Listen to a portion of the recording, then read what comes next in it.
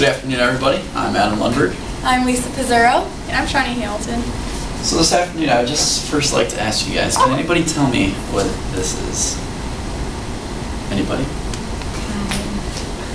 A beaker. A beaker, very good. Now, who wants to take a guess at what do you think is inside this beaker? Is it Tide? Tide, very good.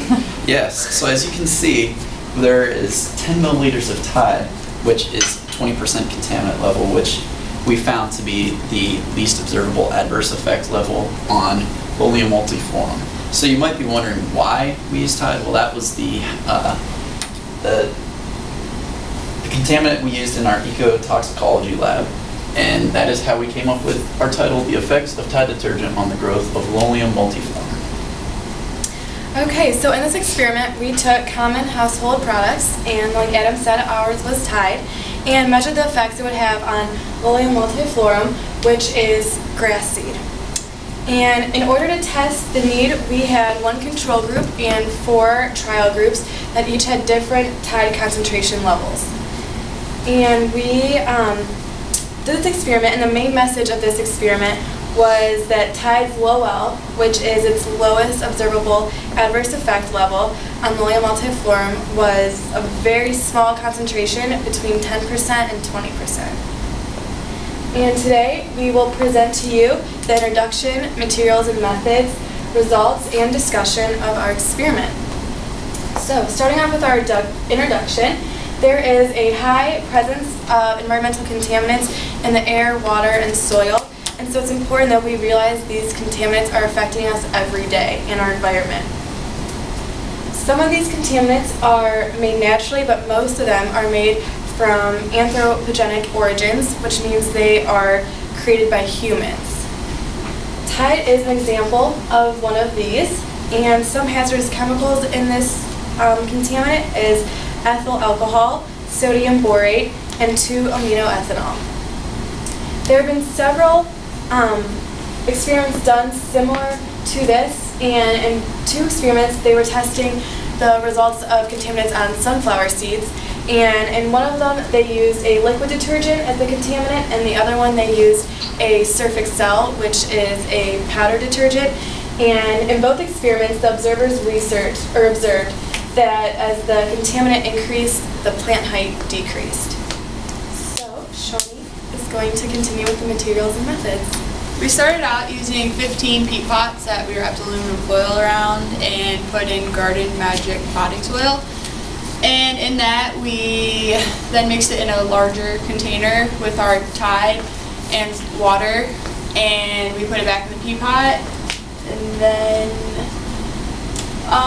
we put 10 Lolium multiflorum seeds into each pot, making sure that the soil covered them. And there was 1 control group and 4 test groups.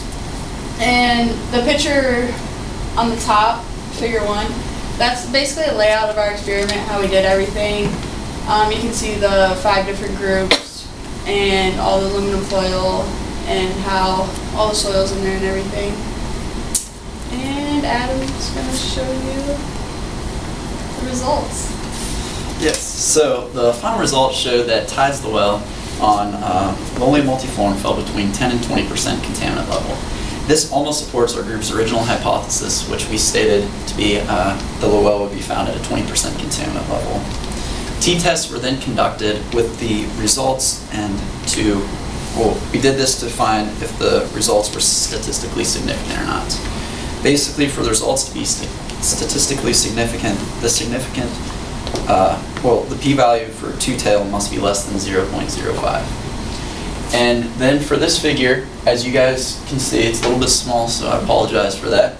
But down here we have the contaminant level, and over here is the mean height of each blade of grass.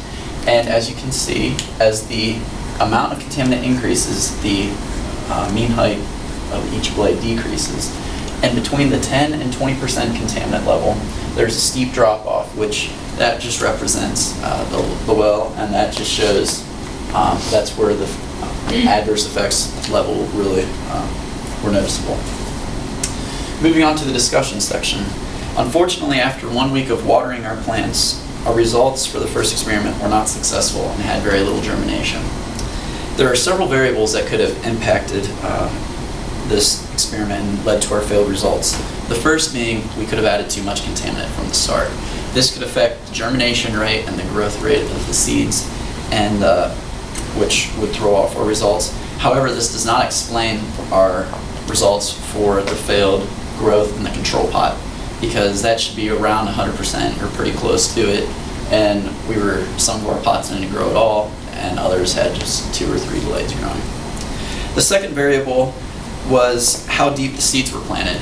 Some seeds we maybe planted too deep, which could have affected the growth of the seeds, and others, when we went back after a week, some were not even fully covered by the soil, which, as we all know, that seeds need the soil to properly grow.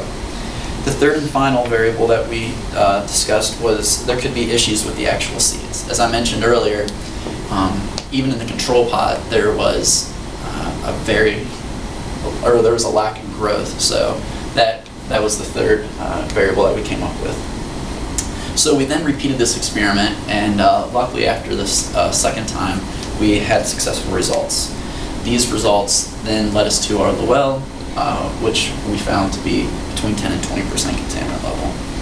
Most people are probably not aware that their everyday activities, from washing their car to doing their laundry, can have such adverse effects on the environment. But hopefully after this experiment and after our presentation, that would be more clear. So now that you know there's a high presence of contaminants in our air, water, and soil, it is important we realize these contaminants such as Tide are affecting our environment every day. And like I said earlier, many of these are made from anthropogenic origins, so it's important that we are aware of that and watch what we do every day. And the main message of our experiment was the low L of Tide on the Lolium multiflorum was between 10 and 20%. Overall, it's important to realize that even in very small amounts, these contaminants are affecting our environment. And after our presentation, we hope everyone will become much more conscientious and aware of their use when they are using these contaminants. Thank you for your attention.